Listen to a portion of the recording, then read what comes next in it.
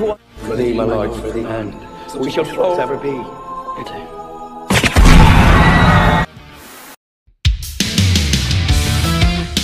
Halo semua, balik lagi di layar Aksi ID.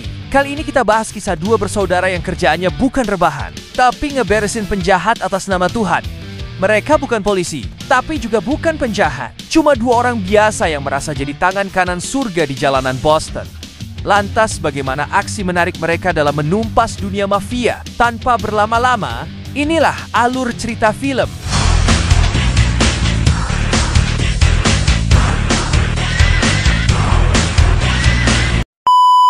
Film ini dimulai dengan kisah dua saudara asal Irlandia, Connor dan Murphy McManus. Mereka hidup sederhana dan berpegang kuat pada iman. Setiap pagi, mereka memulai hari dengan doa. Tradisi keluarga yang sudah turun-temurun. Suatu hari, di hari Saint Patrick, mereka datang ke gereja. Pendeta menceritakan kisah tentang seorang gadis yang dibunuh di depan umum, sementara orang-orang hanya diam. Pesannya jelas, kadang diam bisa lebih buruk dari kekerasan itu sendiri. Kata-kata itu membekas di hati Connor dan Murphy. Sehari-hari, mereka bekerja di pabrik pemotongan daging. Hidupnya tenang, jarang cari masalah, tapi kalau melihat ketidakadilan, mereka nggak akan tinggal diam. Di lingkungan mereka, dua saudara ini dikenal ramah dan suka membantu. Sahabat dekat mereka adalah Doc, pemilik bar yang sering jadi tempat kumpul warga. Tapi suasana berubah ketika geng mafia Rusia mencoba mengambil alih tempat itu. Masa sewa tinggal seminggu, dan pimpinan geng, Ivan Chekhov, mulai menekan Doc agar menyerah. Malam itu, anak buah Ivan datang ke bar. Connor dan Murphy mencoba menenangkan keadaan, tapi Ivan menolak. Keributan pun tak terhindarkan, dan sejak malam itu, hidup mereka berubah total. Hey, if you go. Keesokan paginya, polisi menemukan mayat beberapa anggota geng Rusia di dekat bar Doc. Kasus ini ditangani agen FBI, Paul Zmacher, penyidik cerdas dengan gaya unik. Ia menemukan hal janggal. Satu korban mati tertimpa toilet, lainnya penuh luka tembak. Penyelidikan membawa Zmacher ke apartemen McManus bersaudara. Di sana ditemukan senjata, jejak darah, dan toilet yang hilang. Semua bukti mengarah pada keduanya. Meski rekan-rekannya punya teori lain, Zmacher yakin ini bukan pembunuhan acak. Ia merasa ada alasan kuat di balik tindakan mereka. Mungkin semacam misi atau keyakinan yang belum terungkap. Zmacher jelas gak percaya dengan teori aneh rekannya. Ia tahu kasus ini jauh lebih rumit dari dugaan mereka. This is an Irish neighborhood. You guys ready for this?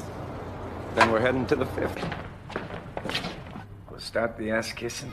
Sementara itu Connor dan Murphy, alias McManus bersaudara, terbaring di rumah sakit. Tubuh mereka penuh luka setelah bentrokan dengan geng Rusia. Tapi meski babak belur, semangat mereka nggak padam. Dokter datang memberi kabar kalau agen Zmacher sekarang turun, langsung menyelidiki kasus pembunuhan itu.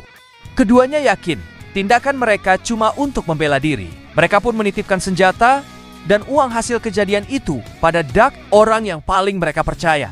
Di sisi lain, di kantor polisi, Zmacher marah besar karena rekannya membocorkan kasus ini ke media. Akibatnya, seluruh kota mulai melihat McManus Brothers sebagai pahlawan. Tapi bagi Zmacher, hukum tetap hukum, dan dia berniat mengusut semuanya sampai tuntas. Tak lama kemudian, Connor dan Murphy dibawa ke kantor polisi dalam keadaan lemah. Wajah bengkak, tubuh penuh luka. Zmacher menginterogasi mereka sendirian, memastikan semua terekam. Dua bersaudara itu menceritakan kejadian sebenarnya, meski mereka sengaja menutupi soal senjata dan uang. Beberapa waktu sebelumnya, di bar milik Doc, geng Rusia datang lagi bikin keributan. Rako yang sedang mabuk menantang Ivan, dan perkelahian besar pun pecah. Connor dan Murphy langsung ikut melawan. Meski kalah jumlah, mereka bertarung sekuat tenaga. Suasananya kacau, tapi akhirnya mereka berhasil melumpuhkan beberapa orang Rusia itu.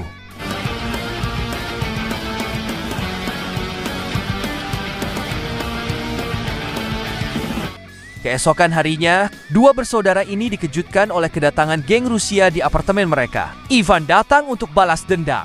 Saat Murphy diseret, Connor panik, berlari ke atap, lalu melempar toilet ke kepala Ivan. Dentumannya keras, membuat Ivan roboh seketika.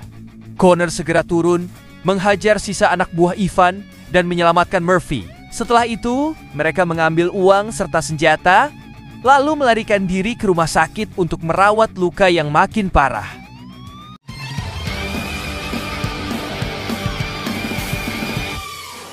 Setelah penyelidikan panjang, Smacker akhirnya menyimpulkan bahwa Connor dan Murphy McManus bertindak murni untuk membela diri. Semua tuduhan pun resmi dicabut.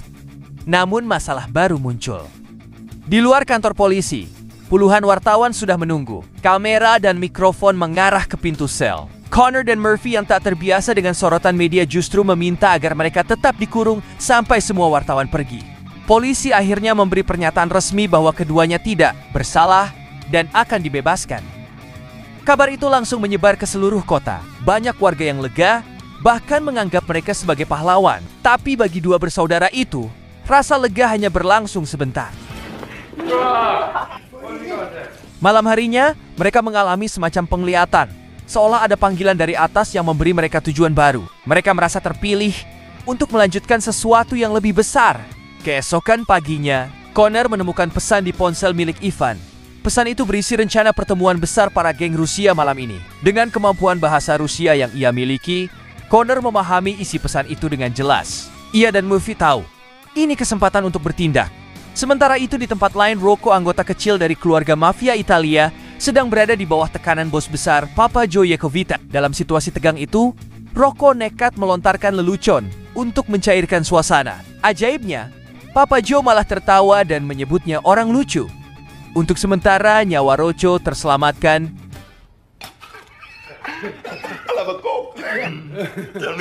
Di sisi lain, Connor dan Murphy menyiapkan diri untuk misi baru mereka. Mereka menjual barang rampasan untuk membeli persenjataan baru.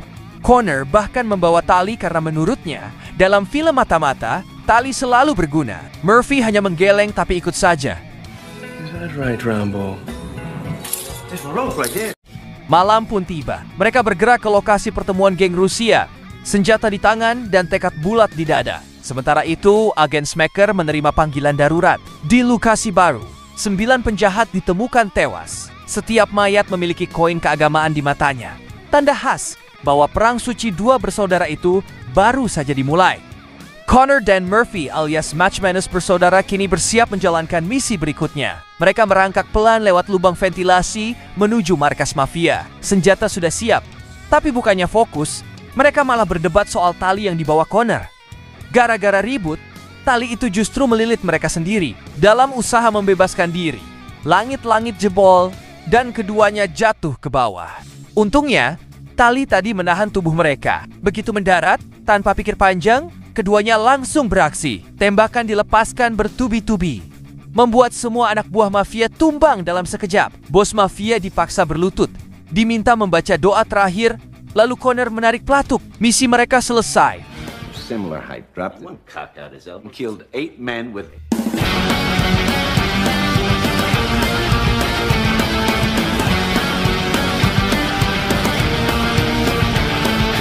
Saat bersiap pergi, mereka menemukan tas kerja berisi uang dalam jumlah besar. Tapi sebelum sempat bersorak, pintu tiba-tiba diketuk. Mereka panik dan membuka perlahan. Ternyata yang datang adalah Rocco, orang yang sebelumnya mereka selamatkan. Rocco terlihat kebingungan dan ketakutan. Ia menceritakan kalau bosnya, Papa Joe, menyuruhnya membunuh 9 orang Rusia hanya dengan 6 peluru. Di sisi lain, agen Smacker terus menelusuri kasus ini. Ia merasa ada yang janggal, seolah ini bukan perang geng biasa, tapi sesuatu yang lebih terencana. Sementara itu di rumah Rocco, 3 orang itu mulai merencanakan langkah berikutnya untuk membersihkan kota dari penjahat. Suasana awalnya santai, sampai insiden tak terduga terjadi. Saat bercanda dengan pistol, Rocco secara tak sengaja menembak mati kucing pacarnya. I deserve it. I've been... Oh my God! I can't believe that just fucking happened. Oh my God! Keesokan harinya, Connor dan Rocco berjalan bersama. Di sana, Connor mengungkapkan kebenaran pahit. Papa Joe sebenarnya menjebak Rocco. Tugasnya kemarin hanyalah misi bunuh diri. Marah dan kecewa, Rocco akhirnya yakin. You're such a so unbelievable. Not the fucking thing. I'll be back at 9. At 5, you get the fuck. Ia kembali ke bar Papa Joe, dan begitu melihat semua orang yang menertawakannya, ia langsung kehilangan kendali. Tanpa banyak bicara, ia menembakkan pistolnya ke dua bartender. Tubuh mereka ambruk di lantai, menandai awal dari amarah besar yang tak bisa lagi ia bendung. Everyone know?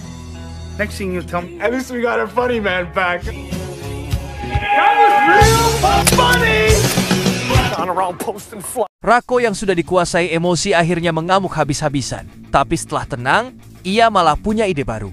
Menargetkan Vincenzo, tangan kanan Papa Joe.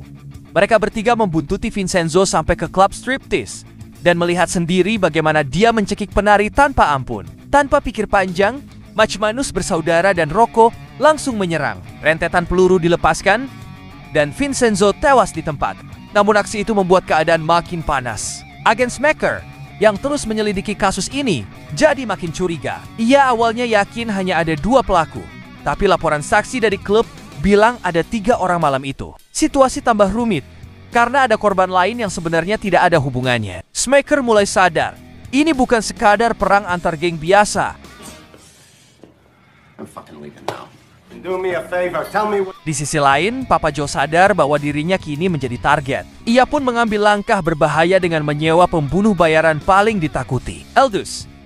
Ia juga mengatur pembebasan seorang pembunuh bayaran bernama Dus, berharap keduanya bisa menghabisi Rako dan Mach Manus bersaudara sebelum rahasia keluarganya terbongkar. Used to speak of him. Whenever we needed one rule. No, he's a fucking lie. Coffee she went up. Rako tahu soal ini dan memperingatkan 2 temannya. Katanya, Dus bukan orang sembarangan dingin dan tak kenal ampun. Mereka lalu mencari cara menyerangnya lebih dulu. Rako tahu Dus sering bermain poker, jadi mereka menyelinap ke rumahnya malam itu. Saat baku tembak pecah, suasana benar-benar kacau. Ternyata, pembunuh itu adalah Vincent Vega. Rocco nyaris tewas, tapi berhasil membalik keadaan dan menewaskan Vincent dengan trik sederhana. Namun belum sempat lega, Eldus muncul dan menembaki mereka. Ajaibnya, mereka selamat meski Rocco kehilangan 1 jari.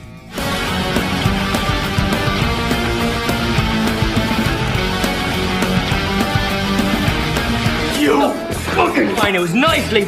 There was a firefight!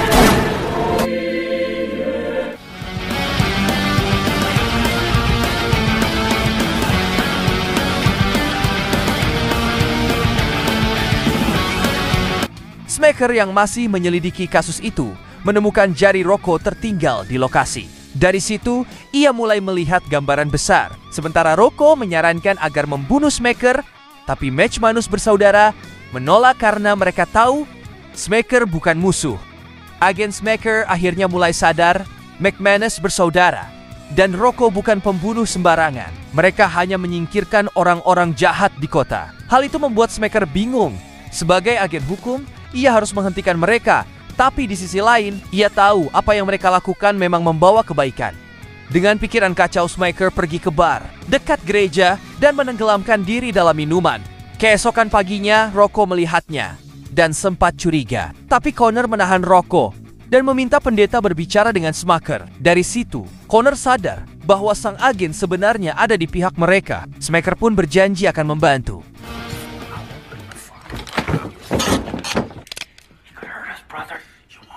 Beberapa hari kemudian, Mach Manus bersaudara mencari Eldus, sosok misterius yang menjadi target baru. Tapi, ternyata mereka malah menuju rumah Papa Joe yang dijaga ketat. Kehilangan sahabatnya membuat Mach Manus bersaudara marah besar. Smacker, yang menyamar sebagai wanita, berhasil menipu penjaga dan melumpuhkan beberapa penjahat. Tell me no disrespect. Di tengah kekacauan itu, muncul pria misterius bernama Eldus. Setelah mendengar doa yang mereka ucapkan, ia terkejut karena ternyata Eldus adalah ayah mereka sendiri. Pertemuan itu mengubah segalanya. Kini Mach Manus bersaudara, ayah mereka, dan Smacker sepakat untuk bekerja sama menyingkirkan kejahatan dari kota. 3 bulan kemudian Papa Joe diadili. Banyak yang yakin ia akan bebas. Tapi sidang berubah dramatis ketika Mach Manus bersaudara, ayah mereka, dan Smacker menyerbu ruang pengadilan. Mereka mengumumkan misi mereka di depan semua orang. lalu menembak Papa Joe di tempat. How you will receive? It is your corrupt way, each day. Do not steal. Your cause of behavior. Our farms of filth. You and you would see way through. And we will send you to. For thee, my lord, for thee, and we shall forever be. Berita itu mengguncang Boston. Warga kota terbelah. Sebagian menyebut mereka pahlawan, sebagian lagi menyebut mereka penjahat. Film pun ditutup dengan satu pertanyaan sederhana. Siapa sebenarnya orang-orang suci itu? Cerita pun akhirnya selesai. Benar-benar ending yang begitu mengajungkan. Place. Listen to yourself. Keep it going, man. Every major city. Everybody. That's exactly. All right. Well, I have no comment. I don't want to talk about it. And it's gonna be there. I'm certainly.